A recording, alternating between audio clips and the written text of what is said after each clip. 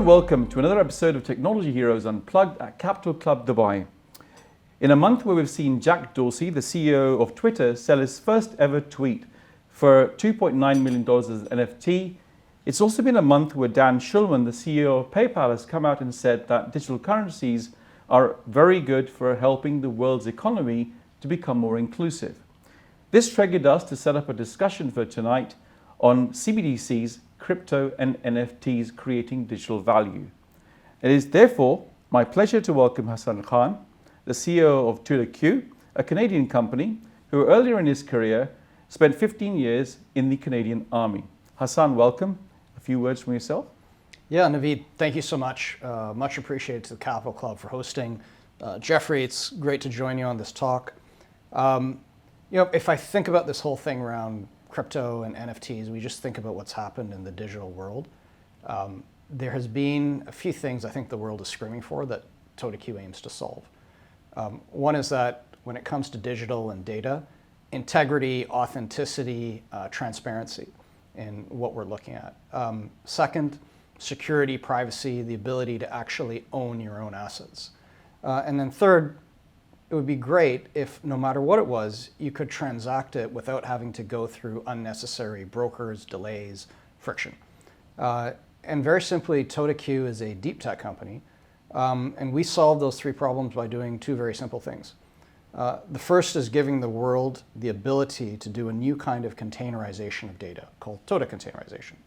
And that just makes any data in any format, any asset, unique, authentic, self-tracking, and you can take this containerized thing and transfer its ownership peer-to-peer to someone else. And the second thing that we solve is just so that we can do that peer-to-peer transfer without brokers, is we built a whole new World Wide Web layer. And right now we're working with a whole slew of tech companies in order to get that out and useful solutions to the world, and also open source it. Technology like that should be in the hands of everybody. Well, let me come back to you on the containerization in a minute, Hassan. Sure thing. Welcome again, and Thank you. Good to have you. Let me turn to Dr. Geoffrey. Dr. Geoffrey, good morning in sunny Clapham in London. Can I just say it's great to have you here, Geoffrey. You're an MIT alumni and a senior research associate at the University College of London, where you're specializing in socio-technical systems with your research there. But in a previous life, I believe you were also with Goldman Sachs. So, Geoffrey, welcome. A few words from yourself. Sure. So I'm really interested to be a part of this conversation. Certainly, crypto assets are a big deal, and I think hopefully we'll have a chance to get into that today. And I think that if we zoom out of the discussion of the particulars of crypto asset investments into the broader system level view, I think that we'll have I think that we'll get a better understanding of what this is really about. Okay, great. Well, fantastic. Well, let's make a start. So, Hassan, starting with yourself with the first question. I want to frame the discussion with some insights that you've all been watching in the headlines. So we've seen digital currencies soar in value in the last 12, 18 months. Goldman Sachs has actually opened up its Bitcoin future trading desk as well this month. But I want to start by first talking about the stimulus, because we could not have missed the headlines on stimulus, where it's helped drive away some of the storm winds of the pandemic, where the Bank of England has now got $895 billion worth of stimulus in the economy. And more recently, President Biden approved $1.9 trillion of stimulus for the US economy, which brings to mind a certain quote around how essentially deflation and stagnation are now risks for the world we live in. Okay, and I'm going to come back to the theme about the world we live in. But then, just as you begin to think about the stimulus, you see the entire show that's been going on around crypto in the world, where the definition of money itself is being redefined for many of us as China begins to push through CBDCs, and Bitcoin is now not just going over $1 odd trillion, but Nigeria and countries like Nigeria are becoming Bitcoin global traders. And for those of us who think that crypto may be a bubble, and those of us who may have opinions about the miners behind crypto as well, it's been fascinating watching how NFTs, non-fungible tokens, have taken the world by storm this year. So whereas whatever volume we did all of last year, with NFTs in digital classes such as digital art, fashion, and music, all built on similar blockchain technology to what crypto with Bitcoin is based on, NFTs have really landed with grabbing the public's imagination as an asset that could potentially become an asset with a store unit of value. And that's one that I'll come to you and Geoffrey on as well. What's interesting though for me is though on NFTs again, just to stay on that, if you look at the gaming blockchain platform Axie Infinity, virtual blocks of land are being traded there for $1.5 odd million now, which goes to show that NFTs, is it a bubble or is it really an asset or a store unit of value for exchange? Now, as millennials and Gen Zs are fueling the future of CBDCs and cryptos and NFTs value, regulators are now beginning to lift up the hood and look at the goalposts of CBDCs. And there are increasing consumer groups advocating the need for better privacy and less surveillance for how transactions are being monitored with those particular units of value. All of which shows, Hassan, back to your focus at TODAQ, the world's economy is going digital, it is driving digital value, but that is at the same time posing questions for the world to deal with. Those questions are where I'm going to start with you first. So Hassan, turning to you as a digital value economy innovator. Let's go back to 2020 again in the early part of the year. The cryptocurrency market was worth a little over 185 billion US dollars. And today it's worth a market cap of just over 1.6 trillion US dollars. At the same time, back to NFTs, transaction volume in the first 3 months of this year is equivalent to the transaction volume for the whole of last year. So when you look at all these trends, the question to you really is, what sort of world do we live in? It's a great question, Naveed. We definitely live in a world of change, Yeah. And very rapid and extreme change. I like that you mentioned QE, right? Let's call it what it is, money printing. And I like to think that people are smart. So a certain amount of what we're seeing in terms of the growth on the NFT and crypto side is just due to generally smart people, including our millennials and Gen Z and all of those, looking at what's going on in the legacy money and currency world with the money printing. And that's driving a certain amount of volume, activity, and faith into this new thing, right? Because that particular song and dance, sooner or later, as far as the money printing, it has a conclusion. And historically, it's never been a very good one. I think the second thing then is that if we look at NFTs, let's step back a bit and think about what the promise is. What is the potential that people are seeing? So if you have the ability to digitally, with integrity, with trust, with the authenticity, represent the assets that all of us own, transact, and invest in a way where you do have the ownership rights, you've got the peer-to-peer transaction rights, and you can do it in a way where you're not dependent on large centralized systems, right, to maintain the truth of who owns what, because that becomes a system of control, right? For good or worse, there's a trade-off, and people decide, do they like that or not. These are all things that are driving the growth of the NFTs. I would poke a little bit at the pricing and valuation around the NFT market. We're seeing some colossal numbers, but a bit of that is based off of looking at the pricing of all these assets, looking at the total volume of them, Is that coming up with a liquidity number. That observation based on liquidity? Yeah, it's a little bit based on monetization. liquidity. Yeah, and a bit of what I'm saying is the liquidity we're seeing is not necessarily giving us a good price and value indicator of what the overall pile is worth. But let's just agree we're seeing something new and a lot of activity. If we make this real, right, and go back to what are the assets that industries and commerce and people care about, one of the things we're involved in is, digitizing or total containerizing commodity assets. As an example, verifiably pure, clean, properly produced graphite for electric vehicle batteries, right? Something like that, once it's being digitized, and you can go and look and say, oh, great, I know where this commodity material came from. It was produced in the right way. And it's actually going into, part of the new digital economy. That thing itself, because it can be fractionated, transacted quickly, it starts behaving like money too. So we're moving into the world where our definition of value and what is money is going to start to get a little broader, and it's going to change quite a bit. So just to, again, ask you the same question again based on the value of money. The world we live in is today? I would say the world we live in today probably has too much in it that is fake, and we need to move to a world that has more integrity in it. Brilliant. So building on what you just said about the world we live in, Geoff, a question to you now, in sunny London, in Clapham. I'm going to turn to two authors you may be familiar with from a book called Money Markets and Sovereignty in 2009 by Steele and Hines. It's a book where they talk about the different values of money, and gold is one of those standards they talk about, where they say an interesting observation that in the last 40 to 50 years, it's the first time ever that some metallic money standard has not been predominant in how we value units and stores of value. So my question to you really is, are blockchain-powered cryptocurrencies or NFTs assets similar to gold standards, or are they just units of value that are more suited eventually to become just mediums of exchange?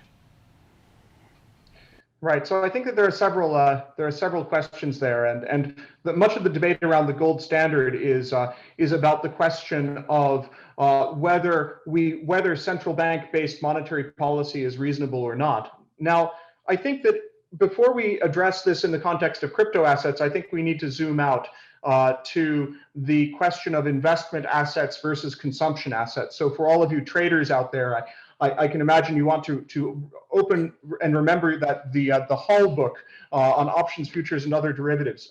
And now precious metals that are investment assets, in contrast to consumption assets, tend to behave similarly to currencies, right? So FX traders will tell you that, that there is a cross between gold and the euro, just as there is a cross between the dollar and the euro.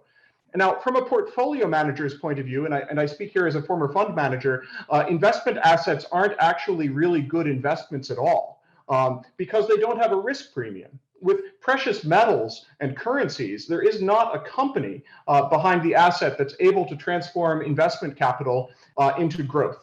In fact, it's a zero-sum game. In the market trading pounds for euros, either the euro rises relative to the pound or the pound rises relative to the euro, but a gain for one is a loss for the other. And aside from the liquidity provision, there is no system-level benefit to trading in such markets. And in fact, the only investors who can consistently make money in such markets are providers of liquidity.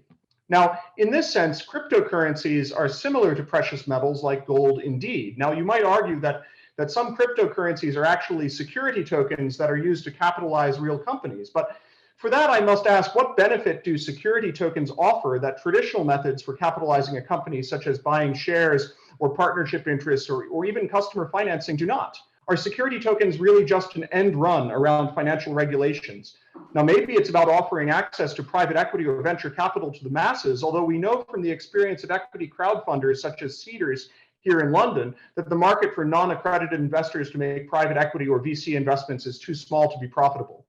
So maybe it's about circumventing sanctions or circumventing capital controls. Maybe it's about regulatory arbitrage. Maybe it's about funding flashy but ultimately dodgy projects. But ultimately, I think it's something else. Let's look closely. Crypto assets are not really investments. They're more a means of exchange, not a store of value, and certainly not a unit of account. It might be interesting to invest in a business that is natively capitalized in Bitcoin someday, but for practical purposes, that day has not yet arrived. So what is the value of crypto assets? Are crypto assets really a good thing? Well, there are many speculators in crypto assets, but there are many speculators in all sorts of markets. Take crude oil futures. The vast majority of traders in crude oil futures are speculators, not producers or consumers. This doesn't mean that speculators are bad or that crude oil doesn't have value, but it does mean that we cannot just look at the behavior of the majority of traders and assume that we understand the asset. So why do we have crypto assets in the first instance? Well, we need to look into the past, well before the Satoshi Nakamoto paper of 2009, and back to 1982 with David Chaum, who wrote about blind signatures for untraceable payments. This is really about transacting away from the gaze of state or corporate surveillance. This is about accountless digital cash. This is about achieving true ownership of assets that we use to make transactions, which is something that we don't have when we transact using custodial accounts, such as bank deposits. And this has been a topic that's been on the mind of researchers for 50 years. So if it isn't a store of value, then maybe it's a means of payment first and foremost. And when we think about digital assets, we should think about that. Think about them with that in mind. Okay, so you've kind of built a lot on what Hassan was saying earlier about value by referring to the fact that people are trying to circumvent monetary control and sometimes drive projects which don't always have monetary policy driven units of value. Okay, so just looking at your answers there, Hassan and Geoff, I want to turn to you, Hassan, with a second question which is more linked to digital value and also back to NFTs. Okay. So if we look today at how digital assets and cryptocurrencies, and we can call them digital assets, not investments, Geoff, for now, how they're evolving and how crypto itself is beginning to generate value that is in some ways beginning to seep into the economies as well of the world, whether it's the recent schemes that Visa and others have begun to introduce, or even whether it's now the investment banks beginning to get into some of the future trading that Geoff was talking about earlier. How do you see digital value evolving? And then if we can look at that classical definition in your perspective, do you think NFTs, in your opinion, then are a bubble? These are great questions. And just reflecting on what Geoff said, a few of the things actually really resonated with me. I think the first thing is just thinking about tokenization. I think it'd be valuable just to step beyond that, right? Because whether we're looking at a digital asset that is considered an investment asset or something that's more utility and for purchases or going down a supply and a manufacturing chain, we've got some pragmatic questions and things we want to achieve, right? Any digital asset, you want to be able to validate the thing. Is it unique? Is it complete? Who did it come from? Who added to this thing? All these kind of basic questions that come from multiple parties. And we want to risk rate it based on what we understand and then stick a price on it. And whether that is going down a supply chain or it's being traded across the market, we've just got some very basic, commerce related questions around that thing. So stepping beyond tokenization, whether it's through our containerization or something else, you want to be able to look at the whole of something with integrity. If I thought about a digital asset like commodities, land, or art, there are probably 5, 10, 12, 20 different documents and assets that form the whole truth of that thing. And often many of those things come from different parties. As an example, if it's art, there's something from the artist, something from the gallery, something from an external expert that might be, attesting to the authenticity of something. Onwards we go. So we need to have a 3D view of that data with integrity through time, and then be able to look at something and very quickly in seconds answer a lot of the basic stuff so we can get on with the business of trade. And I think that is where sort of the starting point of NFTs needs to evolve and progress to, because then it's useful for everybody, right? It stops being something that's just niche. The only other thing I'd add on, which is if we get beyond the pragmatic, right? And let's imagine, right? Imagine you had a wallet and you directly own some containerized commodities or art. Imagine you have little pieces of it and you went into Starbucks or a coffee shop and you said, you know what, I want to buy a coffee. I don't have dollars, I have these things. And you swiped and made the purchase, and those things were flipped into whatever currency Starbucks wanted, and you made the purchase and walked out the door. But to you as a user, it was all transparent. It was no longer about what's the technology or is it a crypto asset or whatever else. You have something of value and you're getting usefulness out of it. And I think that's ultimately where we need to be. Really good perspectives. The word that I was hoping that would come out as well, Hassan, is trust.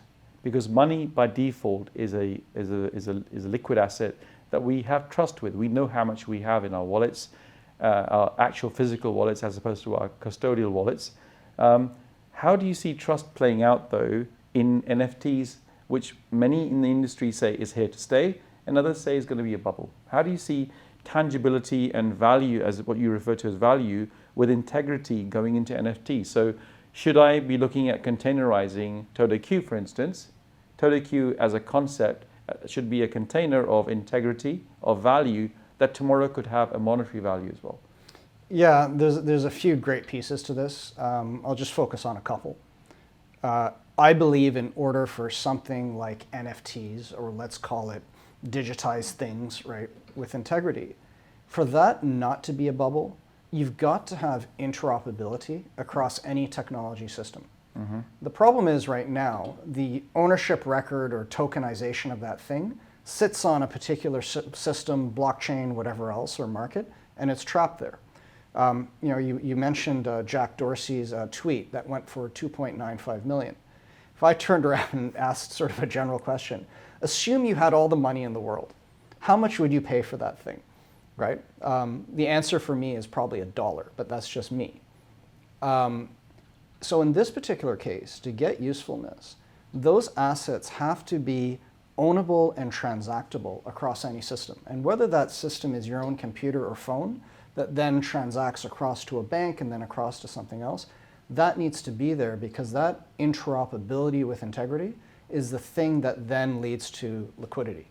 And that's what you have to believe.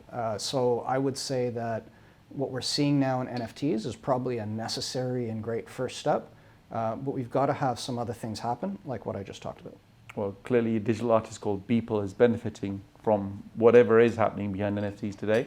But Sure. Thank you, Hassan, on the explanation around digital value. So just building on that, on digital value, I mentioned in the intro, Geoff, turning to you now, how the definition of money is very much being redefined in some countries, particularly China, with the event of central banking digital currencies, CBDCs. The question to you really is, you're no stranger to the debate around surveillance or non-custodial wallets and transactional controls that people talk about, and how we at times may be treating digital wallets differently to the concept of cash, and transactional controls that were not there with cash being looked at now with analytics on wallets. So in your opinion, Geoff, what considerations would you suggest from your perspective that regulators could consider as being desirable features for CBDCs and their adoption? So first of all, I want to say that when we look at what the features of the CBDC that China has developed, or that any nation has developed, we should look at them with a critical but yet open-minded eye, because it's not obvious what features we want in a CBDC, and that's really evidenced by the nature of the current debate. And I think that when we really want to understand what a CBDC is, or what it could be, I think we need to take a step back and identify the problem that we're trying to solve. Is this about facilitating trade? Is this about reforming the correspondent banking system? Is this about replacing wholesale clearing networks?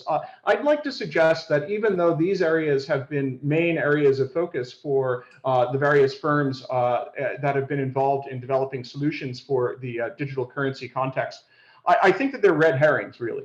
And I think we need to think back to, once again, to the origins of digital currency. It's accountless digital cash, which can't be divorced from the retail context. And the needs of the wholesale users of money, which is to say either gross settlements or cross-border trading, et cetera, are very different from the needs of retail users of money, whether they're individuals or businesses. Now, at the same time, we see this sort of secular decline in the use of cash in much of the developed world. Initiatives such as PSD2 or open banking here in Europe were launched with the promise to disintermediate transactions. But when we look over the last 5, 10, 15 years, we see that transactions with cash, which is a fundamentally disintermediated form of exchange, like basically the people who are transacting in cash are basically trading direct obligations of the central bank. Those kinds of transactions have declined, while transactions with debit cards, which intermediate not only the transacting parties, but their banks as well, have actually increased substantially. Now, this is really strange. It would seem like we promised one thing and we delivered something else. Has open banking completely failed? Well, I think we need to understand the question about the custodial accounts, and whether we want to make assumptions about what properties we need from the CBDC. Should they be held in custodial accounts? Well, ultimately, if users want to be in control, they need to have a mechanism for holding it outside of custodial accounts, holding it themselves, basically. And we have to bear in mind that data protection is no substitute for privacy. I mean, many people will argue that their privacy policies are one thing or another. But at the end of the day, if you can't verify something, then you can't trust it. And when someone asks you to believe them when they say that they're not going to use your data, or that the security of their data centers are completely immune from hackers, or that they can't be bought out by powerful authorities, don't believe them. So in terms of this question of CBDC, there's this question of whether it should be centralized or not. Now, if it's centralized, you can actually build a system that's quite private. Like David Chaum showed us the way to do that. We can use blind signatures, and it's completely and the individual tokens are completely anonymous. But unfortunately, even with a system like that, we haven't really solved the problem, because the central actor can still set the rules of the game. They can still change the game. They can charge fees, they can block users, they can reduce usage patterns down to something that they particularly decide is okay or not, without having to involve a constellation of actors in this process. So I think we really do need to look at the two-tiered banking system as something that's relevant, that we might want to, if not protect, at least design something to support. Now, central banks, of course, have an interest in protecting financial inclusion and public utility to retain control, and monetary policy is no bad thing. But it turns out that we can create central bank digital currency that achieves privacy, owner custodianship, and true control for the people who use it, although the current conversation around CBDC seems to miss this point, which is unfortunate. I think that these properties will be essential if we want CBDC to achieve widespread adoption. And yes, I do think that CBDC, the value of this is certainly something that we need to think about, because the reason that people use digital currency is not really about escaping monetary policy. So Geoff, I'm going to come back to so many of the points you just raised, but more particularly data protection and privacy we'll come back to in a minute. Okay, sticking with the theme of creating digital value, can I just ask you for a very quick answer on, would you say, given that where the world is today with some of the GDP challenges we're all seeing around the world, that trade finance and cross-border transactions that you mentioned earlier, that we know China's pushing along its Silk Route today, the digital Silk Route, is that possibly a good place to start then for tinkering with use cases for how we could evolve CBDCs? Or do we need something else more granular decided on verification before we start on any kind of CBDC discussion? I think it's a distraction, to be honest. I think that the jury is still out on the question of whether digital tokens will improve cross-border payments or improve the correspondent banking system. I think we really need to focus first on the domestic retail use case, which underpins much of what we need in our economy today for people to be able to transact using a public option in a digital world. And this is especially true in the context of the pandemic, because now we see that internet and electronic payments methods are an increasing share of the mechanisms by which ordinary retail users of money interact with the economy. Okay, cool. So I'm going to take that almost like a segue into the concept of financial inclusion as one possible benefit of CBDCs. Hassan, turning to you for the next question on crypto, and as we begin to see more financial inclusion, some of those new ecosystems that it can create. So if we just go back to what Geoff was talking about on how CBDCs should still remain units of value that we can verify, have trust in, similar to what cash ought to do for us. So if we assume for a second that CBDCs and crypto will allow digital currencies to become akin to money, they'll become stores of value, mediums of exchange for goods and services. They'll have features such as scarcity and utility. If we take that for granted, that's coming up with crypto and currencies, what new ecosystems do you see potentially beneficial given, I mean, you're not only the CEO of TODAQ, you're also the co-founder, right? You've also been very successful in building companies in technology in the past that are very much part of the national dialogue in Canada now. And you've done that in no more than 20 odd years of your career so far. Given your view as an entrepreneur to how digital value gets created, what are your ideas on what new ecosystems could possibly bounce out of this? I think the first thing when thinking about this question is maybe thinking about what do we have to believe, right, in order to get there. And part of what we have to believe is the tech has got to fade into the background. The very fact that we're using words like crypto assets, digital assets, CBDCs, is immediately telling us that the tech right now is not ready. If we think about a comparable, right? We had stocks during the Roman Empire era. And stocks back then were called their version of stocks, and today they're called stocks. We didn't change the word of what that security was. The rails underneath which those things were created and transacted has changed a few times in the last 3,000 years. But the asset itself has retained the same name. Yeah. So because we're in this early stage of trying out a whole bunch of stuff, the fact that we've got to define the asset by the technology is telling us, well, great, we're on the way, but we're not there yet. So that's the first thing, which is a nice sort of indicator to say, are we ready to sort of expand into these new ecosystems? The second is in terms of getting to the underbanked and all those other populations in the world, there's a really simple metric, which is efficiency when we look at our cost. What is the cost of actually creating an asset, doing the ownership management for it, and then transacting, reconciling, and settling that transaction? And if you added up all those costs, infrastructure and power and people and all that kind of stuff, you're going to end up with a dollar figure. That dollar figure better be an order of magnitude lower than it costs us now. Yeah. And that's the only way that you reduce the frictional barriers to actually getting these kind of assets, the transactional ability, the inclusion into the economy, into larger populations and constrained environments.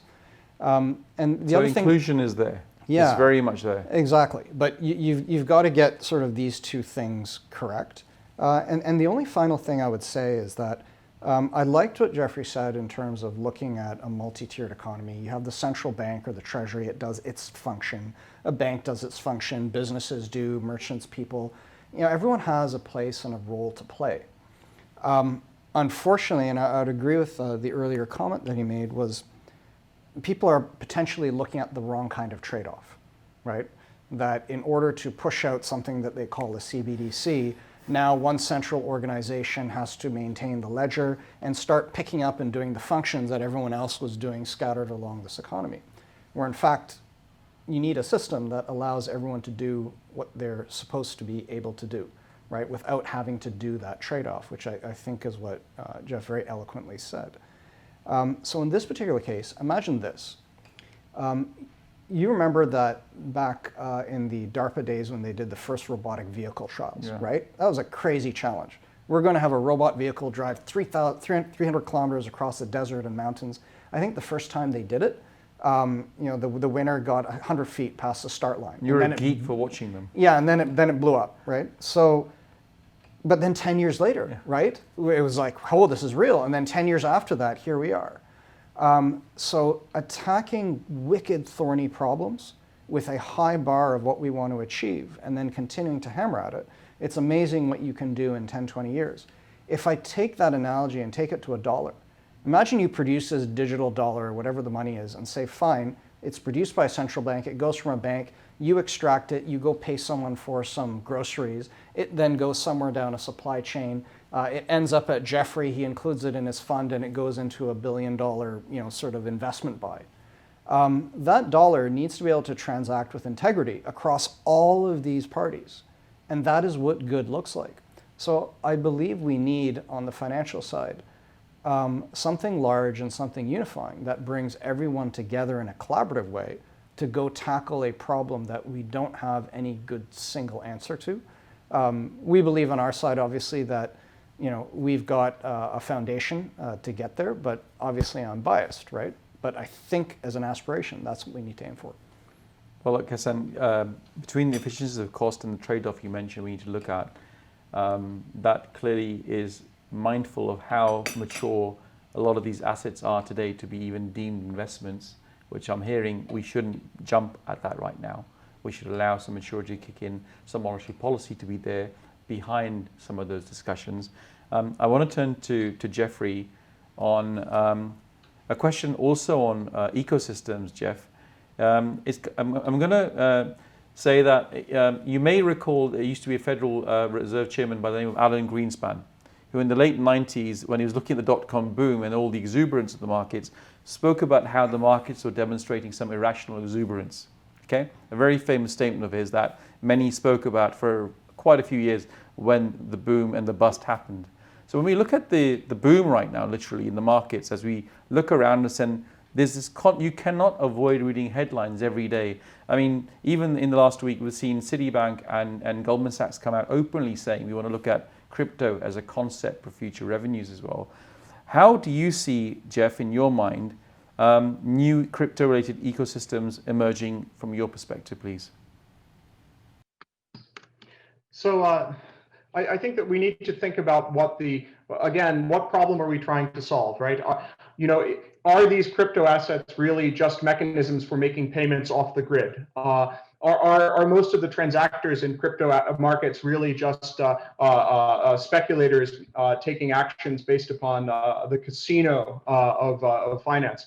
I think that when we look at it from this perspective, we can see that the opportunity is really to have a digital token that represents a central bank asset directly. And I'm talking about M0 here. I'm not talking about value inside bank deposits. I'm not talking about something that's rehypothecated. And I think that if we want to bring this infrastructure into the future, we need to provide this kind of an option, which has not yet been provided. Now, I think in terms of the ecosystems that we're creating, there is this question about whether people are using these mechanisms, these digital currency mechanisms that exist today to escape surveillance or to escape capital controls or to invest in things that perhaps they shouldn't be investing in. I think these are all interesting questions. And I think that when we think about this from the system level, we need to understand what has changed over the past 5, 10, 15 years. I think we have seen an increase in financial regulations. So the Financial Action Task Force, which is recognized by pretty much every country in the world, actually has tightened its grip, in a ratchet over the past 20 years, ever since the September 11th attacks back in 2001, certainly. And there was some criticism about FATF before that never really survived. So I think that's part of it. I think we have this data collection infrastructure. More data are being collected, aggregated, and analyzed about the behavior of individuals and businesses than ever before. And I think that's also part of the equation. And we also see that we have a secular decline in the use of cash to make transactions. So I think we have a perfect storm for squeezing the system in a way that points to particular motivations for people to use crypto assets. And we can combine this with the increase in capital controls, especially in East Asia, that I think is a large part of this story as well. Now, Hassan is absolutely right that this feels like a power grab by some parties, whether it's in the context of CBDC, whether it's central banks or card payment networks or identity platforms such as Facebook or anyone else. Now, I think that's right. Now, we should be skeptical about these kinds of attempts to seize power. Now, I also think that Hassan is right that the systems that have been built so far for CBDC or for digital currency that might be institutionally adopted, whether centralized or decentralized, tend to introduce complexity that needs to be considered in the context of incentive compatibility. Now, I know that the Bank for International Settlements, especially Raphael Auer, has done some work on this. What would it take to make participants in a ledger perform their validation duties? Now, maybe this can be done with government support, and maybe this can be done to some extent, but I think that there is absolutely good reason to explore more adiabatic mechanisms for exchange, the way that we have with cash. When I'm sharing cash with my neighbor, I don't need to involve even the local bank, let alone the central bank.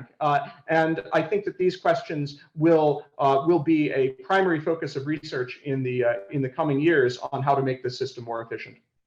Okay, so I'm going to take your words on what problem are we trying to solve with tokens? Okay, to ask a very quick question, right? So what problem are we trying to solve with tokens? So converting that into a question on NFTs yet again, because it's dominating our imaginations these days. I'm going to turn to you first, Geoff, on this one. what would you say is the main driver for NFT adoption as a new crypto ecosystem? I suppose I could be a bit snarky and say hype, although I want to qualify this by saying that there is a value in creating an asset that someone really truly owns. And if we're transacting with digital assets, then it would make sense that we need a way of truly owning something digital. And that's part of the motivation for this. Okay, so Hassan, same question to you then. So if we just look at tokens, solving a problem, and we look at NFTs. So one word answer, what NFT adoption ecosystem is, what's causing it? What's the main driver? Sure. Greed. Greed. Closely followed by fear. I think that's about 98% of the answer. 2% of it, I think is love. And that is where you have your true believers and true adherents who are trying and moving to create something that, like Geoff said, is restoring ownership rights and a bunch of these other qualities around security and privacy, et cetera. But right now, I'd say that's about the right mix. Okay, so I've heard different words: greed, hype, fear. Last point is: do you believe they could actually also, though, come up with saying this is a unit of value? Binary answers are great. A unit of value. I think. Sorry, Hassan. What I was going to say is, sure. I mean, I'm no economist, right? And when it comes to economics, I probably fall more into the Austrian school, which many will find heretical. So you could look at value and say, look, it's all down to subjective belief, right? So to the extent you've got a bunch of people believing that, yes, it is, and that's what they're going to use to measure value in and do transactions, sure. I mean, do I think that NFTs as they exist now are going to be a unit of value of significance? No. Okay, fair enough. Good. Geoff, any last words from you on that? Yeah, so I think that, so certainly I believe in monetary policy. I believe that monetary policy goes hand in hand with fiscal policy. And for this reason, I think that there's a natural equilibrium around nation states having the power to create and use their own currency. But even if I didn't believe in monetary policy, I think that I would still believe in sovereign power and the idea that sovereigns want to preserve power. And I think that part of that kind of control relates to their ability to collect taxes, their ability to basically run an economy and decide what constitutes the components of that economy. I think that there is. I do not believe that we're going to come into a world in which we have agreement about a global currency as the de facto store of value. I just don't think that that's possible. I think that we'll always see disagreement, just as we've learned from the Tower of Babel. And I think that we'll always have reason to have different units of account for different purposes. And I think that there's no real way around that. Okay. I could not agree with that more. Okay, well, very good. We've got some clarity, so we'll talk about our portfolio investments afterwards. Okay, so Geoff, sticking with you on the earlier topic you raised about privacy as being an unalienable right that we need to look at, and then we should be very mindful of the difference between data protection and privacy. The question to you really is, I mean, today you've been in industry, you moved to academia. And as an academic, I'm asking the question to you really on if I was looking at privacy from a digital eyes perspective, and the digital eyes watching the privacy of its citizens now using new crypto assets, how would you look at what the digital eye ought to be mindful of to ensure that there is freedom from those users now using crypto assets in its adoption? Right. So I think first of all, that's a very it's a very dangerous question in the sense that we need to be very careful in teasing apart the need for regulation to protect the privacy interests of individual persons. from the interest of certain regulators to get insights from data that might be collected in a process that invades individual privacy. So what I can say to that is that first of all, freedom for individuals and organizations to just do what they please does not guarantee privacy, because certainly we can see evidence for this from the behavior of corporations who have developed surveillance capitalism. That's not that's not the effect of a particular government deciding to push a surveillance regime, much as certain governments might want to do. But this is just the natural effect of the economic value of being able to control populations cheaply and at scale. This is something that private sector interests have on their minds every bit as much, if not more, than public sector interests. So I think that we do need a certain kind of regulation to prevent these private sector interests from creating this surveillance infrastructure, whether it's via some kind of stable basket coin like Libra, or whether it's any other kind of data collection infrastructure that people use to interact with the economy.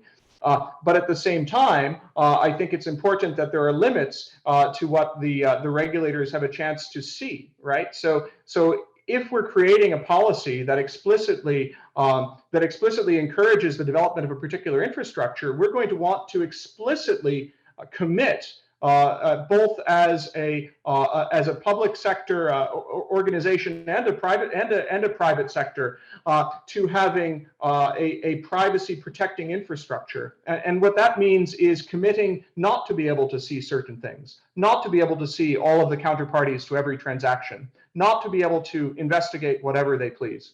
This is really important, and I think creating these limits is part of what's necessary to achieve and preserve the balance between individuals, businesses, and governments.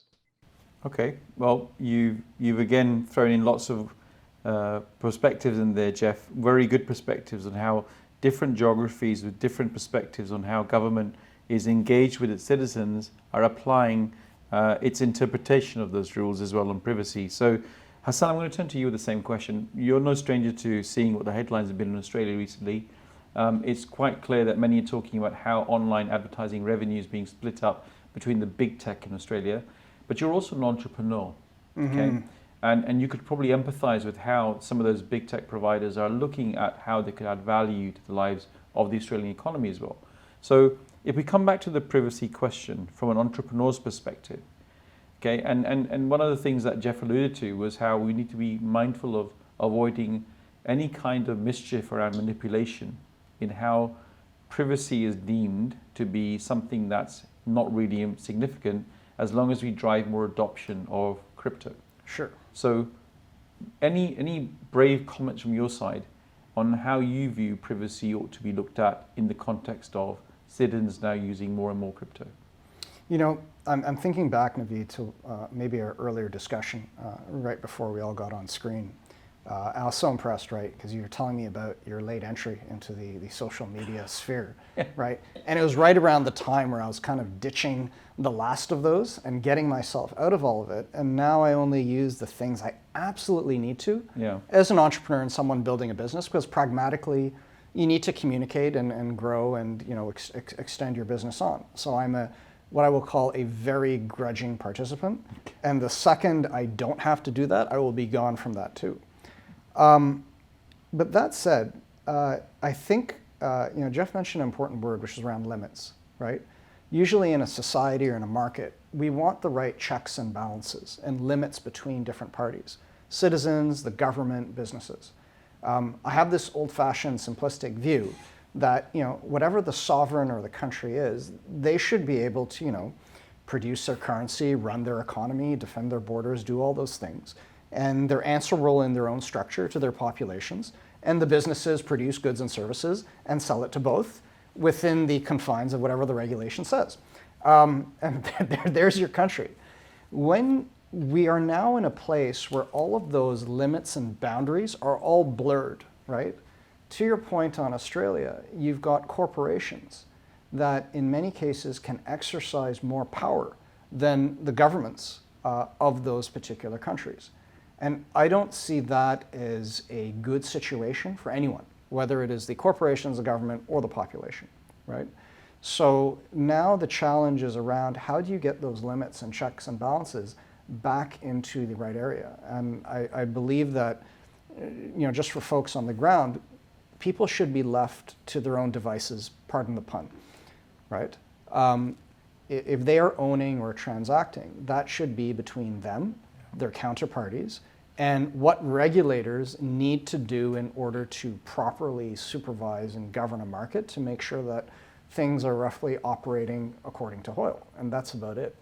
So I think the pendulum has gotten unbalanced, and we now have a task, right, as societies of pushing it back into the right place, and that's going to take some time. It took us a generation to get here. It'll take a generation to get back to something else. Well, again, Hassan, a lot of rich perspectives from you, and yes, I am guilty of having been absent from social media for a long time. Listen, that's a badge of pride. You should trumpet that louder. Well, I'll certainly come back to that discussion again, but I'm conscious of time. We're coming to the end of the hour with yourselves and Geoff, so I'm going to sort of tailor the last question into a much shorter perspective. Geoff, starting with yourself first. To say, if there was just one big macro trend, in your opinion, that is going to drive the adoption of, let's just say, for the lack of a better word, what you call socio-technology systems around us, what would you say that macro trend could be? Just in brief, please. Yeah, I think I would say that it's really about it's really about external control of individual rights and freedoms to transact, and I think and I share, maybe just borrowing Hassan's phrase, I would say that I'm a grudging participant in my support for cryptocurrency, and at the risk of repeating myself, I think that cryptocurrency exists because governments are reaching a fundamental limit on how much they can push their citizens, how much power to investigate with anti-money laundering or counter-terror finance that they want to be able to do, how much exceptional access that they want from financial transaction records, how much data collection that companies want, or insights that credit or insurance companies want from data about how we interact with the economy or the world, how much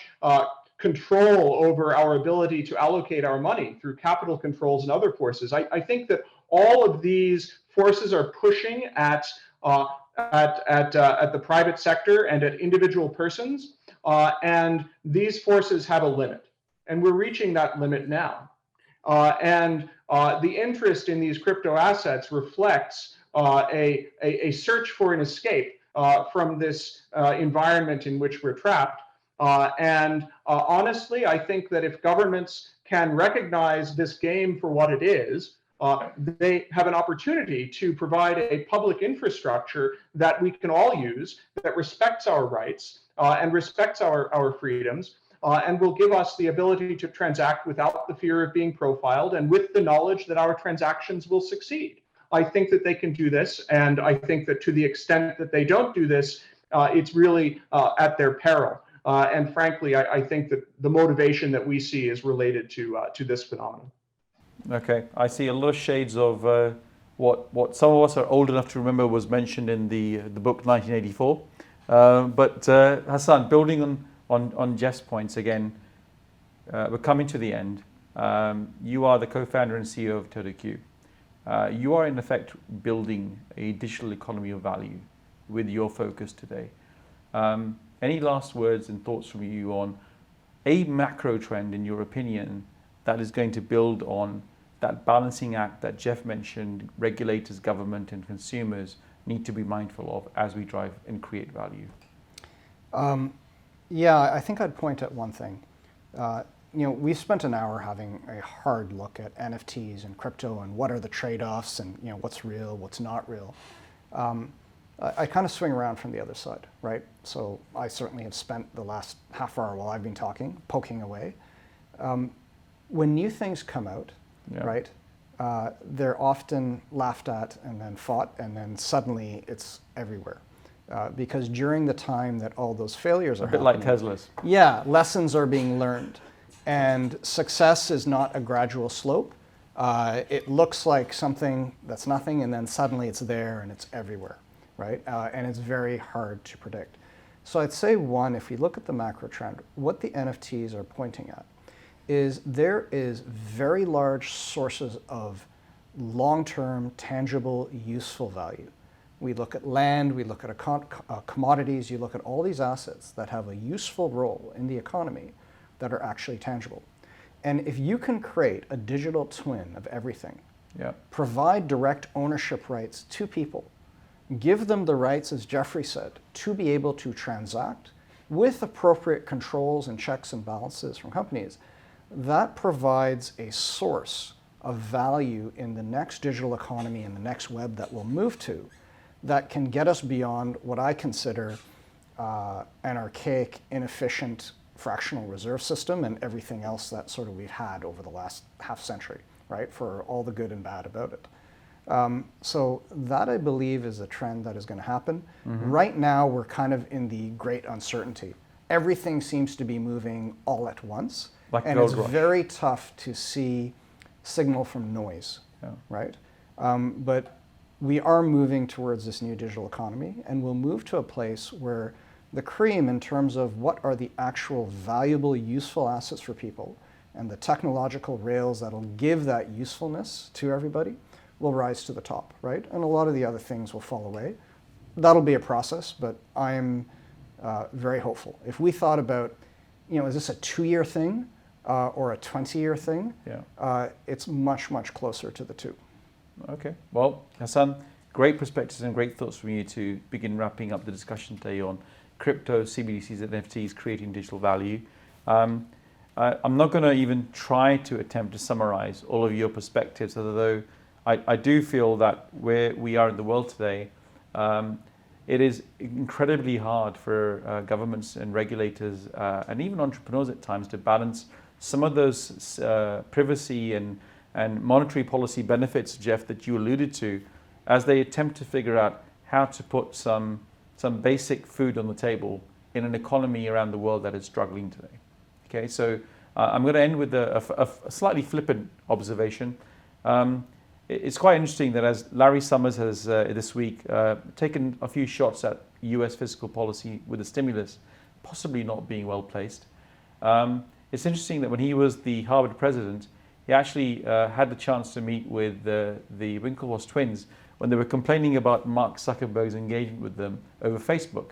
And lo and behold, a few years later, 10 years later, the Winklevoss twins are Bitcoin billionaires, and Mark Zuckerberg's in the middle of trying to launch a digital currency. So to your point, I think it is very much going to happen in the next 2 years. To the observations from you on NFTs, is it tangible? Is it valuable?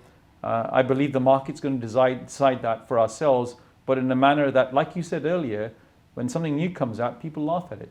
They don't understand it until it begins to demonstrate where that value is. So it is all about value. Thank you so much, Geoff and Hassan, for your time. You've certainly been very valuable guests tonight. And we certainly do understand a lot better the concept of creating digital value with your support and your perspective. So thank you for your time in London and here in Dubai with us today. And Capital Club, Dubai, thank you very much for hosting us and giving us the chance to have the discussion here with yourselves. And to all of you who are following and joining the discussion with us, thank you for your time too. Until next time, thank you very much.